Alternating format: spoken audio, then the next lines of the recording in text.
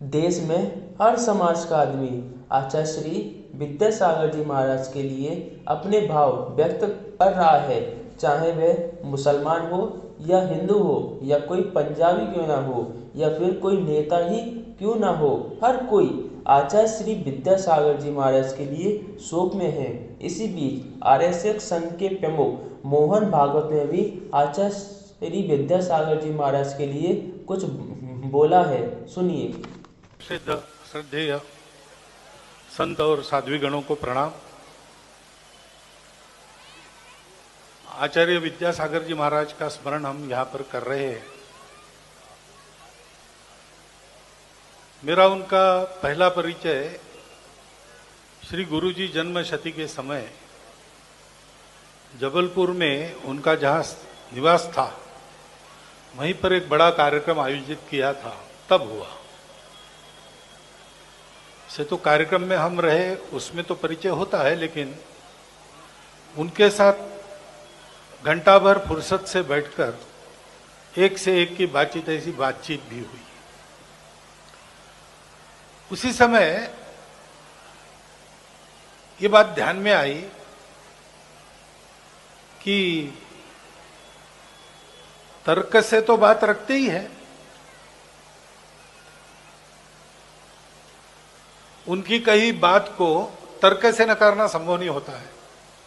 परंतु केवल इतना नहीं था, उस तर्क के पीछे भी उनकी एक सहज आत्मीयता ध्यान में आती थी, यानी अपनेपन की बात होती थी। ये मैं तो पहली बार मिला था, और वैसे आत्मीयता होने की कोई वजह नहीं थी, कोई दीर्घकाल का संबंध आना जाना नहीं था, कुछ नहीं था। परंतु ये ध्यान में आया, संतों के बारे में ऐसा कहते हैं कि ऐसी कळवळ्याची जाती लाभाविण करी प्रीती। ऐसे संतों में एक स्वाभाविक गुण होता है, सबको अपना मानते हैं, और उनकी क्योंकि पूर्ण वैराग्य है, किसी से कुछ चाहते नहीं, तो इस सहज आत्मीयता, उसके कारण ऐसा लगा कि उनको मिलेंगे। और मैं भी मिलता रहा। हमारे संघ के जो सीनियर अधिकारी है, सूरी जी सोनी हो, भैया जी जोशी हो, हम लोग समय समय पर मिलते थे। चौमासे में वो कहाँ है पता लगाकर मैं जाता था, क्योंकि हमारे लिए ये एक व्यक्तिगत पोषण की बात थी, उनके साथ बात होना, कोई निमित्त नहीं, जाके मिलना, बैठना। और वो किसी विषय की चर्चा छेड़ते थे, उसमें से कई बातें हमने क्या करना चाहिए, किस दिशा में सोचना करना चाहिए, अनायास ही मिल जाती। कई बार ऐसा भी होता था कि मन में कोई जिज्ञासा लेके जाते हैं, प्रश्न लेके जाते हैं, और बिना उनको बताए सहज ही उधर से उत्तर मिल जाता है, सटीक।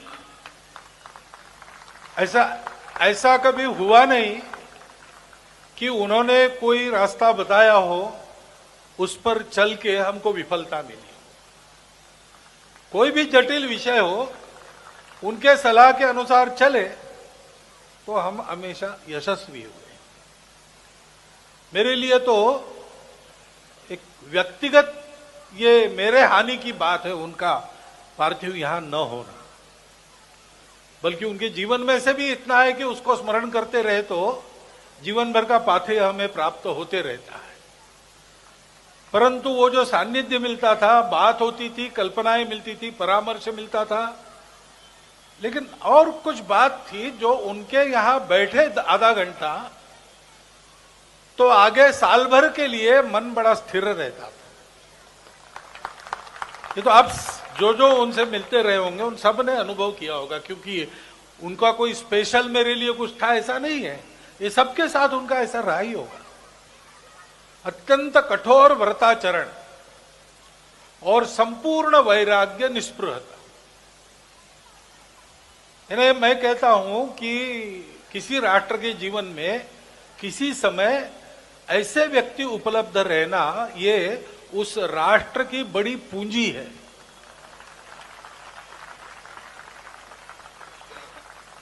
तो हमारे राष्ट्र की वो एक निधि थे और कई बातें उन्होंने आगे के लिए भी बता रखी है। देश के विकास की दिशा क्या हो, उनका बड़ा आग्रह रहता था कि अपने देश के स्व के आधार पर विकास हो, और इसलिए लगातार उन्होंने ये आग्रह रखा था कि अपने देश को भारत कहो, इंडिया मत कहो। और जब राष्ट्रपति जी ने भारत के राष्ट्रपति के नाम निमंत्रण भेजे और उसके पीछे शासन भी खड़ा हो गया, उस समय उसके बाद मैं डोंगरगढ़ अभी भी विजयादशमी के पहले जाकर, वो बड़े प्रसन्न थे और उन्हें कहा कि अपने नाम में स्व से शुरू करो तो उसी के आधार पर उन्नति होती है। उन्होंने कहा कि अपने ग्रामीण इलाकों में कई उत्तम प्रकार के कारीगर हैं परंपरा से चलने वाले, उनके कारीगरी के आधार पर देश का उत्पादन बढ़ाए। Production by masses, mass production, ये मैं उनके शब्द नहीं बता रहा हूं, जो मैंने समझा। उनके उत्पादन को बढ़ा दो तो रोजगार भी बढ़ेगा, उत्पादन भी बढ़ेगा। और कई ऐसी बातें, शुद्ध भारतीय परंपरा का विचार और आज की परिस्थिति में बिल्कुल काल सुसंगत एक प्रकार का राष्ट्र का दर्शन, ऐसा भी हमको मिलता था। और कुछ ना मिले तो भी वहां बैठे तो भी हम समर्थ हो जाते, ऐसा हमको लगता। अब वो सान्निध्य तो हमारे पास है नहीं, लेकिन उसके स्मरण मात्र से भी कुछ प्राप्त होता है। और जो उपदेश उनका रहा है, व्यक्तिगत अपनी साधना के लिए हो, व्यक्तिगत अपने जीवन के आचरण के लिए हो, या राष्ट्र जीवन की दिशा कैसे हो इसके बारे में हो, वो सभी बातें मुझे लगता है आज 100% सुनने लायक, मनन करने लायक, उन पर आगे बढ़ने लायक है। और ऐसे विद्यासागर जी महाराज, हमारे राष्ट्र ऋषि, उनके बारे में मेरा श्रद्धावनत होकर मैं उनको और मेरी श्रद्धांजलि